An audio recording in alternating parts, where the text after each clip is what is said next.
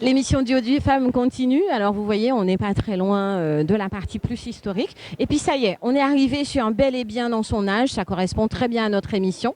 Et on voudrait vous présenter Natacha. Et Natacha va se présenter à vous pour parler un peu de son livre, pour parler un peu de l'édition. Ça, c'est l'édition à ne pas manquer, le Duc, avec toutes les petites choses qu'on verra après avec le directeur. Le monsieur en rouge, là, il y a un beau gosse. Le beau gosse en rouge là-bas. Mais on commence avec Natacha avec plaisir. Bonjour. Je vous laisse vous présenter à nous et on fera ensuite le livre avec plaisir. Alors, je m'appelle Natacha Dzikowski et je suis autrice et coach ainsi que chroniqueuse spécialisée en bien-être, beauté, santé, tout particulièrement pour les femmes de 50 ans. Parce que je considère qu'aujourd'hui, nous ne sommes pas traités comme nous devrions l'être et à hauteur en fait de toutes les choses que l'on peut faire, et que l'invisibilité des femmes de 50 ans m'a toujours exaspérée. L'agisme, je trouve ça absolument terrible, surtout que ça n'a pas lieu d'être en fait. Tout ça est construit sur des châteaux de sable et plein de choses qui sont fausses. Donc voilà, donc moi j'ai décidé de prendre la parole sur ce sujet et de montrer qu'en fait l'âge fait partie de la vie et que prendre de l'âge ne veut pas dire vieillir. Ce sont deux choses complètement différentes et à tort, en fait, on les associe. Voilà. Alors, moi, j'aime pas le mot vieillir, j'aime bien le mot bonifier. Alors, c'est Philippe Labro, qui est, je trouve, absolument délicieux. Quand on lui dit qu'est-ce qu'il pense de vieillir, il dit « mais moi, je ne comprends même pas ce que vous me dites. Je ne vieillis pas, je mature ». Donc, en effet, ce terme de vieillir, derrière vieux, c'est un mot qui est moche, parce qu'on entend de la dégradation. Voilà, on entend de la perte. Mais ce qui est faux, c'est-à-dire qu'aujourd'hui, 80% du vieillissement, il est dû à notre hygiène de vie. Ça veut dire que nous avons la main sur notre âge biologique grâce en fait à l'hygiène de vie qu'on va mettre en place par notre alimentation, par le sport, par la gestion des émotions, par le fait de travailler sur soi pour arriver vraiment à gérer aussi le stress, le rapport au temps, le rapport aux autres. Et bref, tout ce qui fait que en fait, l'âge est une chance et une vraie opportunité. Et c'est pas du tout quelque chose de négatif, mais on l'a rendu négatif parce qu'on s'est dit prendre de l'âge, c'est vieillir. Et ça, c'est pas vrai. C'est complètement faux. Aujourd'hui, les femmes d'une cinquantaine d'années, voire plus, parce que maintenant elles disent pas leur âge, mais elles ne le font pas leur âge, surtout. Notre qualité de vie et notre hygiène de vie a fait aussi qu'on les reconnaît moins. Une femme de 50 ans avant, on se disait effectivement, on va compter ses rides et on saura à peu près quel âge elle a. Aujourd'hui, c'est plus du tout le cas. Comment les femmes ont pris en compte le fait que vous mettiez entre guillemets un protocole pour elles, pour mieux vivre? Alors ça, je crois que ça fait partie de la partie la plus touchante de cette expérience, en fait, de mon livre. Et ce livre, en fait, il est je dirais, le résultat aussi de tout un travail que je fais en digital, sur mon blog et les réseaux sociaux depuis maintenant plus de 4 ans. Et en fait, ce qui est le plus touchant, c'est ce que les femmes m'écrivent. C'est-à-dire que comme je parle de tous les sujets, je parle de la ménopause beaucoup, parce que pourquoi est-ce que 50 ans, c'est une sorte de charnière, c'est un créneau qui fait peur à tout le monde. Voilà, tout le monde est paniqué par 50 ans, parce qu'il y a cette idée de ménopause derrière. Et dans l'imaginaire collectif, la ménopause, c'est le début de l'invisibilité des femmes. Bon. Et voilà, mais à partir du moment où on explique que la ménopause, c'est pas une maladie, c'est juste un changement hormonal et qu'on est totalement capable de le gérer et plutôt bien, qu'on n'est pas obligé de prendre 15 kilos, qu'on n'est pas obligé de ne plus être une femme à temps plein, parce que la ménopause, elle arrête uniquement les règles, elle n'arrête pas du tout la désirabilité, ni la sexualité des femmes, ni la séduction. À partir du moment où on dit ça aux femmes, moi j'ai l'impression qu'on enlève une espèce de chape de plomb autour de 50 ans et de tout ce qui se passe à cet âge-là. Et en fait, le fait de parler et de libérer la parole, eh bien, tout à coup, les femmes, on leur donne l'information. Si moi, je vous explique comment marche votre corps et qu'est-ce qui va se passer à partir de 45 ans, de 50 ans, et qu'est-ce que vous pouvez faire, en fait, pour garder votre silhouette. Moi, je n'ai pas... Aujourd'hui, je pèse moins qu'à 35 ans. Vous voyez, donc je rentre dans des affaires que j'avais à 20 ans. Donc, oui, mais moi je suis comme tout le monde. Si je ne fais pas attention, évidemment, il va m'arriver des trucs pas sympas. Mais grâce à l'hygiène de vie, et moi ce que je donne dans mon livre, ce sont des règles d'hygiène de vie très simples. C'est-à-dire que c'est facile à mettre en place. Il n'y a pas besoin d'avoir des moyens colossaux, il n'y a pas besoin de changer tout. Non, il y a à comprendre pourquoi, par exemple, Il ne faut jamais manger de sucre, parce que le sucre, ça crée de la ride, ça crée du bourrelet, et c'est la voie, la porte ouverte au diabète, à plein de maladies pas très sympas. Voilà. Bon, à partir du moment où vous donnez l'information aux gens, les gens, ils sont adultes, ils prennent et ils l'adaptent à eux. Voilà. Et donc, c'est pour ça qu'en fait, ce livre, j'ai de la chance, il a été très bien accepté et très bien, je dirais, accueilli par les femmes qui m'envoient des messages absolument adorables. Parfois, je suis extrêmement émue parce que en gros, c'est oh là là, mais vous m'avez sauvé la vie, j'avais l'impression que j'étais dépressive. Mais non, vous n'êtes pas dépressive en fait. Parce que très souvent, on n'explique pas aux femmes que la ménopause, vous ne vous levez pas un matin et paf, vous avez la ménopause. C'est un processus. Bon. Comme ce sont des modifications hormonales, forcément, votre humeur, elle bouge. Donc il y a des jours, vous êtes hyper gai, des jours, vous êtes hyper triste, vous avez envie de pleurer, vous êtes irritable, etc. Bon, vous allez voir votre médecin et que vous lui racontez ça. Il vous dit... Mais vous êtes stressé, qui n'est pas stressé? Vous avez des problèmes, qui n'a pas de problème? Allez, un petit coup de Prozac. Mais vous n'avez pas besoin de ça. Vous avez besoin de prendre des oméga 3 et un peu de magnésium. Voilà, vous voyez ça? Mais quand vous expliquez aux femmes, c'est normal d'avoir ces montagnes russes émotionnelles. C'est normal d'avoir des problèmes de bouffée de chaleur. C'est normal d'avoir l'impression que nos cheveux, ils en prennent un coup, etc. Tout ça, c'est normal. Et voilà tout ce que vous pouvez faire. Ça marche. Vous voyez, c'est-à-dire que vous leur rendez service, vous leur donnez clé en main quelque chose qu'elles vont pouvoir utiliser. Voilà. Merci beaucoup. Ça sous-entend qu'il y aura un beau derrière ou pas? Il y aura un tome 2. Oui, il y aura. Faut pas oublier les hommes. Non, mais tout ça est applicable pour les hommes. C'est-à-dire que les hommes aussi, à 50 ans, ils se trouvent face à l'andropause, mais personne n'en parle. Pour une raison très simple, c'est que la seule différence entre l'andropause et la ménopause, le corps arrête d'être reproductif. En revanche, à l'andropause, un homme peut continuer à se reproduire. Et comme nous sommes dans une société judéo-chrétienne, je vous laisse imaginer tout ce qu'il y a derrière. Donc à suivre, avec plaisir. Est-ce qu'on peut parler 5 minutes de vous? Qui êtes-vous? Alors moi, je suis en fait à la base, je suis publicitaire et pendant plus de 25 ans, j'ai travaillé dans la communication très spécialisée sur la mode, le luxe et la beauté. Et en faisant ça, ça m'a permis en fait de travailler avec énormément de grandes marques de cosmétiques qui m'ont ouvert les portes de leur laboratoire, l'accès aux chercheurs et à une information très qualitative. Et comme la santé m'a toujours énormément intéressée, beauté et santé sont extrêmement liées. Comment voulez-vous avoir une belle peau si votre microbiote est complètement déséquilibré? Ça ne marche pas. Et donc, c'est comme ça que je me suis intéressée à ça, parce que ça faisait partie de mon métier. Pour faire des bonnes campagnes, il faut bien comprendre le sujet dont on parle. Et puis ensuite, quand j'ai commencé à créer mon blog, c'était parce que chaque fois qu'une copine avait un problème, elle m'appelait, elle me dit « Écoute, voilà, moi j'ai la peau comme ça, machin, qu'est-ce que je peux faire ?» Donc j'expliquais. Et immanquablement, elle me rappelait en me disant « J'ai fait comme tu as dit et miracle ». Non, il n'y a pas de miracle. Donc le « J'ai fait comme tu as dit », je me suis dit « Je vais en faire un blog ouvert à tous ». Mon blog, ma chaîne YouTube, tout est gratuit, c'est ouvert à tous. Je poste beaucoup de contenu que je donne. Voilà, tout simplement, que j'offre en fait. J'offre mon expérience pour qu'elle bénéficie au plus grand nombre.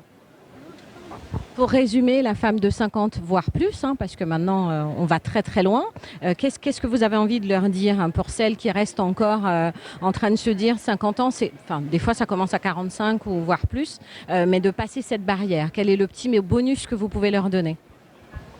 Leur dire que 50 ans, c'est un moment absolument génial, parce que c'est le moment où on peut s'affranchir de tout ce qui nous enquiquine, apprendre à dire non, pour pouvoir s'autoriser de faire que ce qui nous plaît, voilà. Et puis surtout, considérer que tout est ouvert et que il faut le plus vite on travaille sur soi pour se débarrasser de ces pensées limitantes, eh bien c'est le plus grand service qu'on peut se rendre parce que tout est ouvert, tout est possible et on a plus de temps pour soi et il faut prendre le temps de prendre soin de soi. Voilà, et ça c'est le moment de le faire et que si on a envie de changer de vie, oui c'est possible, tout est possible. Rien n'est fermé, tout est ouvert, mais c'est dans sa tête d'abord. Merci beaucoup en tout cas d'avoir pris le temps. J'avais vu, moi, où est-ce que j'ai vu ça? Je crois que c'est sur la 2 qu'ils ont parlé également de cela et ils ont emmené des jeunes femmes faire des photos pour se remettre en adéquation avec leur corps et accepter le corps de 50 ans. Ah oui. Merci en tous les cas. Je continue sur l'édition Le Duc. Émission Duo des femmes reste dans l'édition Le Duc. Et bien non, ça y est, on a trouvé bel et bien dans son âge. On n'a pas encore 50 ans, mais on a déjà tous les éléments avec Natacha. Et maintenant, on va parler un petit peu de toutes les personnes qui sont aujourd'hui produits, édités, et l'édition Le Duc leur a fait confiance. Et on a trouvé une jeune femme, parce que le beau gosse qu'on avait vu tout à l'heure avec le t-shirt rouge, eh ben, il est parti, les gars. Oui, alors devoir civique, on se tait. Mais on a eu le temps de filmer le beau gosse pour les personnes qui regardent Duo des femmes. Donc on reste entre femmes avec plaisir. Je vous laisse vous présenter. Merci beaucoup. Moi, je suis Barbara Astruc, je suis directrice éditoriale aux éditions Le Duc et je m'occupe du catalogue dédié à la santé, au bien-être, à la parentalité et à l'écologie et à la nature. Donc c'est une petite partie du vaste catalogue des éditions Le Duc. Alors ça existe depuis combien de temps? Alors les éditions Le Duc fêteront leurs 20 ans l'année prochaine et on a été indépendant pendant plus de 15 ans et on est maintenant rattaché au groupe Albin Michel depuis 4 ans. Gros groupe. Voilà, très gros groupe. Voilà. Alors est-ce qu'on peut parler un petit peu des pépites? Il y avait d'autres écrivains tout à l'heure, mais elle a eu dû partir. Oui, tout à fait, Ondine Hayat, mais on attend un autre auteur que vous allez pouvoir peut-être voir arriver incessamment sous peu. Le jeune homme aussi qui est là avec Natacha, j'ai vu. Ah bah voilà, il est arrivé, pardon, je ne l'avais pas vu, mais voilà, c'est Kevin Finel, voilà, que je vais vous présenter. On peut commencer par là, effectivement, avec notre collection Le Duc Graphique, qui est une collection qu'on a lancée en août l'année dernière, août 2020. Les éditions Le Duc, ce qui fait notre identité, c'est que nous publions des livres pour mieux vivre, pour aider les lecteurs à mieux vivre. Alors, chez Le Duc, mieux vivre, ça veut dire beaucoup de choses. Ça veut dire mieux vivre dans son corps, dans sa tête, sur sa planète, dans sa société. C'est ce qui fait que depuis... Mon gynéco et moi, voilà, quand même, exactement. Juste comme ça pour tout mettre à dans fait. l'ambiance. Voilà. Et celui que beaucoup de personnes connaissent, parce que nous avons une nutritionniste, Marie-Antoinette Chéjean, qui nous en a parlé, ma Bible de l'herboristerie. Exactement. Les filles, c'est sorti. Exactement. Mais en fait, c'est vrai que là, vous avez cité 2 livres qui sont assez représentatifs des éditions Le Duc. Ma Bible de l'herboristerie, c'est un ouvrage de référence, comme on sait les faire chez Le Duc, qui est vraiment, ce sont des auteurs experts que l'on rend accessibles au plus grand nombre à travers des collections de références, telles que la collection Ma Bible. Là, en plus, c'est sa version de luxe. Donc, c'est vrai que c'est un de nos ouvrages phares, en effet. Michel Pierre et Caroline Gaillet. Oui. Et Mon vagin, mon gynéco et moi, ça illustre aussi le mouvement dans lequel s'inscrivent les éditions Le Duc en permanence. Donc c'est une collection qu'on a lancée l'année dernière, Le Duc Graphique, pour décliner des sujets qui nous sont chers aux éditions Le Duc. Je vous le disais, nous on publie des livres pour mieux vivre. C'est ce qui fait que depuis 15 ans, on décline des thématiques comme la santé, le bien-être, le développement personnel, la parentalité, l'ésotérisme. Et depuis 1 an, on propose aussi d'aborder ces thématiques sous l'angle de la BD avec des autrices illustratrices, parce que pour l'instant, cette collection n'accueille que des femmes, même si ce n'était pas notre volonté. On espère accueillir des hommes aussi, très bientôt. Mais c'est vrai que ça nous offre aussi un nouveau regard sur ces thématiques qu'on aborde depuis longtemps chez Le Duc. Ça nous permet aussi de toucher un public plus jeune. On a par exemple un témoignage sur la maladie de Crohn par Stomy Buzzy, effectivement ici, Juliette Mercier alias Stomy Buzzy, et qui nous permet de faire connaître cette maladie qui touche quand même beaucoup de personnes à un public aussi plus jeune.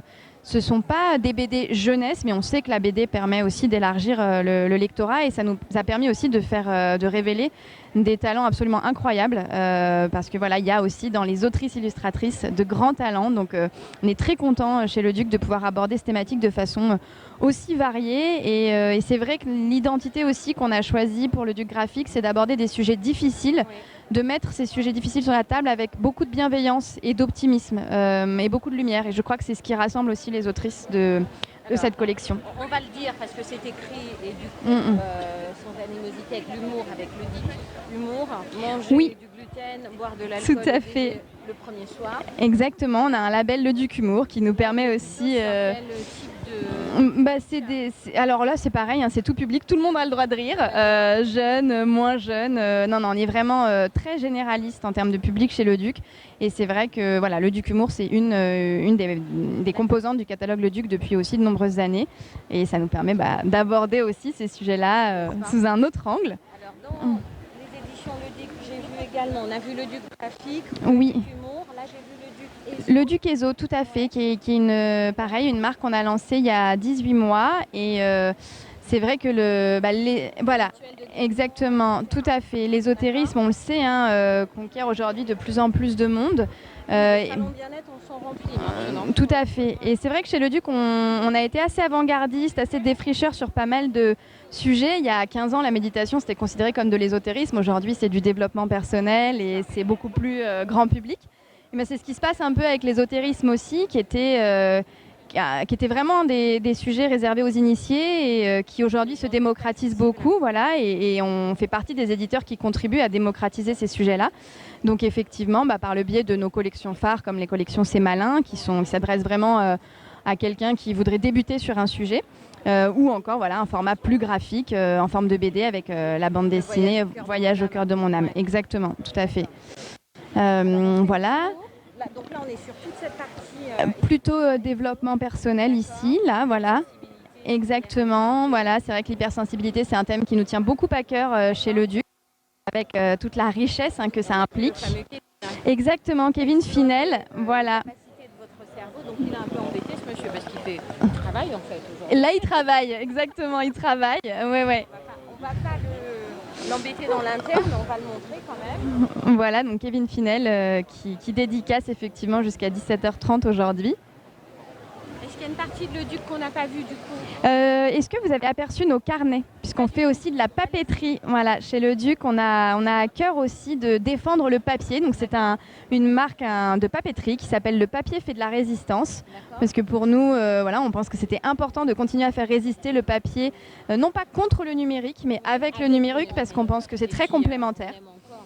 Exactement, donc on propose des carnets qui sont à la fois des objets très haut de gamme avec une fabrication vraiment très qualitative et également éco-responsable, puisque ce sont des carnets qui sont fabriqués en France avec du papier responsable, de la toile du Marais, etc. Donc c'est vraiment une fabrication qualitative et responsable. Et notre projet, c'est qu'on croit aussi, on fait le métier qu'on fait aussi par conviction, et on pense vraiment que d'écrire permet de changer le monde. Absolument. Et en tout cas, et de se changer soi, exactement.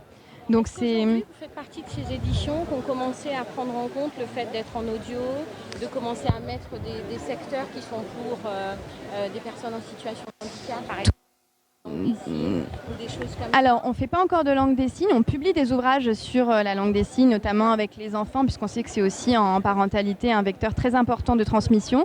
Mais on travaille effectivement beaucoup avec nos partenaires des éditeurs audio. Donc, beaucoup de nos livres existent aussi en version audio et en version gros caractère aussi. Ah, pour les voilà. personnes. Exactement. Donc, c'est ça. Nous ne sommes pas éditeurs de livres audio ni de gros caractères directement, mais on travaille avec des partenaires à qui on cède les droits et ça permet à nos livres d'exister sous ces formats-là aussi. Voilà. Est-ce qu'on peut faire le tour du coup? Bien sûr. La jeune femme, là, vous apercevez notre marque Alizio, qui est une des marques du... Voilà. Alors, par exemple, le livre d'Anthony Nevo, il suffit d'une décision pour changer de vie, qui est son nouvel ouvrage. Après le best-seller, il suffit d'une rencontre pour changer de vie, effectivement, qui avait connu un énorme succès. C'est pas vraiment la suite, c'est une nouvelle histoire, mais c'est effectivement dans la même veine. C'est des ouvrages qui ont le pouvoir de nous transformer. Voilà. Donc ouais, c'est vrai. Et Alizio, c'est notre marque effectivement dédiée aux textes qui inspirent. Donc ça peut être des parcours, des récits de vie, des biographies, de parcours inspirants. Alors Kevin Finel, lui, il est en développement personnel avec l'auto-hypnose. Là, on est plus chez Alizio sur de l'essai, documents, du témoignage. Donc soit des récits biographiques ou autobiographiques, soit des ouvrages dédiés à la vie professionnelle, à l'entrepreneuriat. Ce sont vraiment des ouvrages qui ont pour vocation de nous donner le souffle, l'élan et les outils qui nous manquent quand on a envie de se lancer et d'être entrepreneur de sa vie. Voilà, donc vous avez Le Papier fait de la résistance, Alizio, avec une partie aussi de notre catalogue dédié à l'histoire, puisque chez Alizio, évidemment, dans les parcours de personnes inspirantes, on s'est évidemment tourné vers l'histoire, avec notamment le témoignage d'anciens déportés, d'enfants cachés, donc des témoignages de vie très forts qui nous inspirent beaucoup aujourd'hui. Et si on continue à faire le tour, vous avez des ouvrages phares, effectivement, des éditions Alizio, tels que Power de Robert Greene, ou encore Tout le monde n'a pas eu la chance de rater ses études d'Olivier Roland. Le Personal MBA, exactement. Tout à fait, la Bible, vous connaissez bien. Deep Work aussi, de Cal Newport. Voilà, tout ça, ce sont vraiment des ouvrages piliers des éditions Alizio. Et là, on arrive sur le catalogue Charleston, donc dédié à la littérature. Charleston, c'est l'éditeur du féminin. Donc, ce sont des textes de fiction qui portent des personnages féminins très forts ou qui racontent des problématiques féminines très fortes. Exactement, Clarisse Sabar, une de nos autrices très fidèles depuis de nombreuses années et qui grandit d'année en année. Et c'est aussi un vrai plaisir et une vraie fierté en tant qu'éditeur de pouvoir accompagner des auteurs dans cette croissance aussi et la rencontre avec un lectorat de plus en plus large. Donc le nouveau livre d'Ondine Rayad qui était là il y a quelques instants pour dédicacer, tout à fait. Julien Rampin avec Grandir un peu et son nouveau titre, Le magasin des jouets cassés. Puis on en arrive effectivement. On est très éclectique, on publie de la littérature. C'est que du coup votre édition a mis par secteur. Oui, tout à fait. Et on publie chez Charleston à la fois de la littérature française et étrangère. Parce que vous avez là Lucinda Riley qui est vraiment notre une autrice aussi étrangère qu'on a construite en France. Et puis Pachinko de Min Jin Lee qu'on a publié l'année dernière et qui a rencontré un très beau succès aussi. Je pense que vous avez un aperçu. Alors peut-être pas encore de nos beaux livres.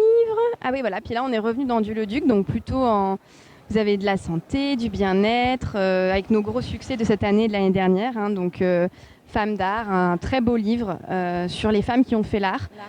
À la fois des artistes, mais aussi toutes celles qui construisent l'art en coulisses, donc des galeristes, des critiques, des conservatrices de musées.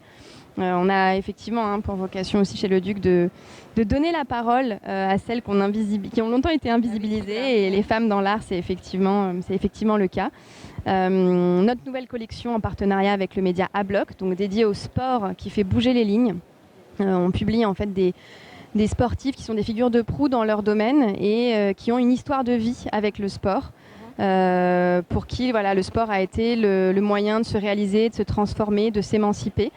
Donc on a publié En harmonie avec son corps grâce à Julie Pujol-Benoît et Prendre son envol avec Octavie Escure. Et ce sont des ouvrages dans lesquels elles nous livrent à la fois leur récit de vie, mais c'est à la fois du sport et du développement personnel. Elles nous livrent leur récit de vie et puis il y a toute une partie pratique où elles nous donnent leurs clés, leurs routines, leurs rituels, aussi bien sportifs que alimentaires, que leur routine bien-être pour adopter leur philosophie de vie et se transformer par le sport. Monter, je le prends à Yves Leduc. Oui, voilà. Effectivement, on a pas mal de tote bags à messages chez Leduc. Oui, c'est ça, exactement, tout à fait, toujours le bien-être. Et puis, encore une fois, c'est des livres qui transforment. Donc, Louise Aubéry qui nous invite dans son ouvrage « Miroir, miroir, dis-moi ce que je vaux vraiment » à nous déconstruire pour prendre aussi... Exactement. Chasseurs-cueilleurs-parents qui nous invite à aborder la méthode chronododo pour aider son enfant à bien dormir. On sait que le sommeil est le nerf de la guerre pour beaucoup de parents. Et Chasseurs-cueilleurs-parents ou encore Nouvelle Mère qui nous invite à aborder aussi la parentalité sous un autre angle. Chasseurs-cueilleurs-parents, ça a été un de nos best-sellers de l'année dernière et qui nous invite à découvrir la façon dont des peuples dits premiers pratiquent la parentalité. Donc c'est l'histoire d'une maman qui va en immersion chez les Inuits, les Hadza en Tanzanie et les Mayas et qui découvre une toute autre façon d'être parent. Ce n'est pas une façon d'élever qui est pareille. Exactement, voilà. Ouais, exactement, et c'est extrêmement inspirant. Et puis on a le carnet de Morgane Hortin. Donc là c'est une collaboration entre les éditions Leduc et le label Le Papier fait de la résistance. Donc c'est un très beau carnet d'intentions épistolaires. Donc Morgane Hortin, qui est la créatrice d'Amour solitaire, nous invite à travers 46 intentions épistolaires à un chemin d'introspection et d'écriture. Donc c'est des intentions qui vont de la plus concrète. Donc elle nous invite au début à écrire à notre père, à notre mère, à quelqu'un qui nous a fait du mal, à quelqu'un envers qui on éprouve de la gratitude. Et puis de fil en aiguille, on va vers des intentions plus abstraites. Donc on écrit aux vivants. Exactement, on nous invite même à écrire au Covid. À qui on a envie.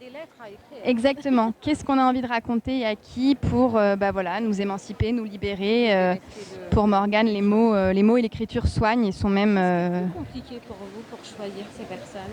Je dirais pas que c'est compliqué, je dirais au contraire que c'est le grand bonheur de notre métier, c'est qu'on rencontre des personnes exceptionnelles qui ont des messages à porter, des valeurs à transmettre. Et souvent, moi je dis qu'un livre, effectivement, c'est une rencontre entre deux personnes, un auteur, un éditeur, en tout cas un auteur et une maison, et qui s'alignent sur des valeurs. Et c'est vrai que les auteurs qu'on publie, c'est parce qu'ils portent des messages que nous, on a envie de défendre en tant qu'éditeur et qu'on a envie d'apporter au plus grand nombre. Donc c'est notre mission de faire que un auteur rencontre ses lecteurs et si possible plus. Avec la notion de partage. Exactement, c'est le sens aussi du Festival du Livre de Paris. Quelqu'un a déjà pensé à écrire par exemple sur...